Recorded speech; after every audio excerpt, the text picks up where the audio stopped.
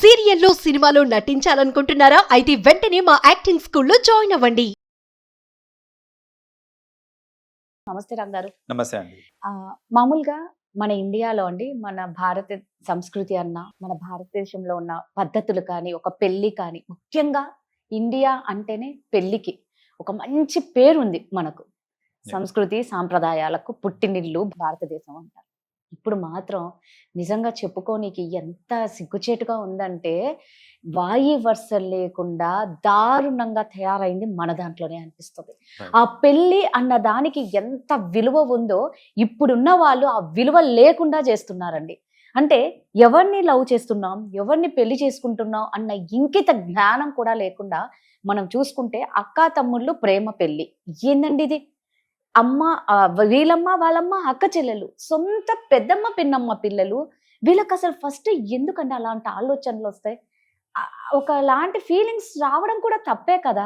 అలాంటి ప్రేమ పెళ్లి దాకా ఎలా పోతుంది? సో ఇక్కడండి జనరలీ మనం ఒక జాయింట్ ఫ్యామిలీలో ఉన్నప్పుడు, మనం చిన్నప్పటి నుంచి కలిసిమెలిసి ఉన్నప్పుడు మనకేంటంటే అలాంటి ఫీలింగ్స్ జనరల్ గా రావు.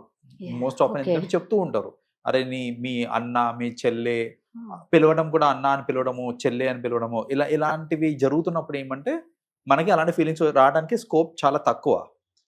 బట్ ఈ మధ్యన అందరం న్యూక్లియర్ ఫ్యామిలీస్లో ఉంటున్నాము, దూరంగా ఉంటున్నాము. అసలు వరుసలో కజిన్సే, నీకు వరుసకి చెల్లె ఉండొచ్చు, కానీ ఎప్పుడో ఒకసారి కలుస్తాము, ఎప్పుడో ఒకసారి మాట్లాడతాము.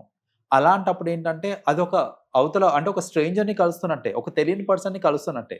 సో ఒక స్ట్రేంజర్ మీద ఎలాగైతే మనకి ఫీలింగ్స్ డెవలప్ అయ్యే ఛాన్సెస్ ఉన్నాయో, అలాగే ఇక్కడ ఏంటంటే సొంత పిన్ని కూతురు అయి ఉండొచ్చు, కానీ ఆ చిన్నప్పటి నుంచి ర్యాపో లేదు, జస్ట్ పండగలకో లేకపోతే ఫంక్షన్లప్పుడు కలుస్తున్నారు అనుకోండి. అలాంటి టైంలో ఏంటంటే ఇలాంటి ఫీలింగ్స్ డెవలప్ అయ్యే ఛాన్స్ ఉంటుంది. ఎస్పెషల్లీ వీళ్ళు అడాలసెంట్ ఏజ్లో ఉంటారు చూడండి. లైక్ అప్పుడప్పుడే వీళ్ళు బ్రెయిన్స్ మైండ్స్ బాడీ మెచ్యూర్ అవుతూ ఉంటుంది. సో బ్రెయిన్ కంటే ముందు బాడీ మెచ్యూర్ అవుతూ ఉంటుంది.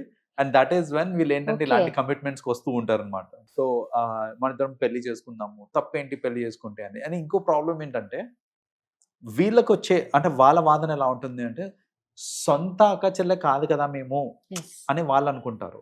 సొంత అన్న చెల్లెలు అక్క తమ్ముడు సొంత అక్క తమ్ముళ్ళు కాదు కదా అని వాళ్ళ ఆలోచన అలా ఉంటుంది.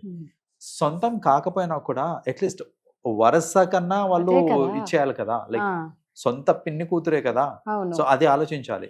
సో వాళ్ళ వాదన ఏంటంటే సొంత కాదు కాబట్టి we can still go head అనేసి. కొన్ని చోట్ల వీళ్ళు చూస్తూ ఉంటారు. ఈ మధ్యన ఎలా అంటే సొంత అంటే ఎన్నో ఇన్సిడెంట్స్ చూసాం మనము. సొంత ఫాదరే కన్నా తండ్రినే కూతురు పెళ్లి చేసుకోవడం, కూతుర్ని పెళ్లి చేసుకోవడము, లేకపోతే కూతుర్ని రేప్ చేయటము, రైట్. సో ఇలాంటి ఇన్సిడెంట్స్ అన్ని చూస్తూ ఉన్నప్పుడు వాటన్నిటి మీద ఇది న్యాయం కదా అని వాళ్ళు అనుకుంటారు. ఓహో రైట్. ఇప్పుడు వాళ్ళని వీళ్ళు మంచి ఏమంటారు, వాళ్ళని చూసి ఇన్స్పైర్ అవుతున్నారు, రాంగ్ ఇన్స్పిరేషన్ బేసికలీ. సో అవన్నిటికంటే ఇది బెటరే కదా, మేము పెళ్లి చేసుకుంటున్నాము, జస్ట్ వరుసకి అన్న చెల్లెలు అంతే కదా అన్నట్టు వీళ్ళు అలా ఉంటుంది. బట్ ఒకటి ఆలోచించాల్సింది ఏంటంటే, మీరు వరస ఇవన్నీ పక్కన పెట్టేస్తే జీన్ డైవర్సిటీ అని ఒకటి ఉంటుంది, రైట్. ఆ జీన్ డైవర్సిటీ లేకపోతే పుట్టబోయే పిల్లలకి వాళ్ళకి ఎన్నో ప్రాబ్లమ్స్ వస్తాయండి. లైక్ చూడండి, ఇప్పుడు సరే మీరిద్దరు ప్రేమించుకున్నారు, పెళ్లి చేసుకున్నారు, but you belong to the same jeans కి బిలాంగ్ అయినప్పుడు, ఆ జీన్ డైవర్సిటీ లేనప్పుడు రేపు పొద్దున పిల్లలు పుట్టినప్పుడు, అందుకనే అంటారు చూడండి, మేనరికం చేసుకున్నప్పుడు జనరల్ గా మేనరికం చేసుకున్నప్పుడు ఏమంటే, అంటే ఇంతకు ముందు తెలియక చేసుకునే వాళ్ళు చాలా మంది, వాళ్ళ పిల్లల్లో ఏదో ఒక డిఫెక్ట్, అంటే అది బ్రెయిన్ డెవలప్మెంట్ సరిగ్గా కాకపోవడము, ఇక్కడ లిప్ దగ్గర లిప్ దగ్గర కట్ అవటం కానివ్వండి, లేదా మైండ్ మెచ్యూరిటీ సరిగ్గా లేకపోవటము, ఇలా ఏదో ఒకటి ఫిజికలీ హ్యాండిక్యాప్డ్ ఉండడము, ఇలాంటిది ఏదో ఒక డిఫెక్ట్ అనేది వచ్చేది పిల్లలలో. సో ఎందుకంటే అప్పట్లో ఈ జీన్ డైవర్సిటీ అనే నాలెడ్జ్ లేదు కాబట్టి.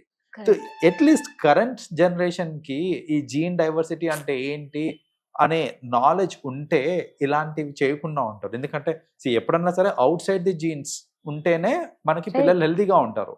విత్ ఇన్ ది జీన్స్ అని అంటే డిఫెక్ట్ రావడానికి పాసిబిలిటీ ఎక్కువ ఉంటుంది. డిఫెక్ట్ వచ్చిన పిల్లలు అయితే ఇంకా అది ఆ బాధ వర్ణనాతీతం.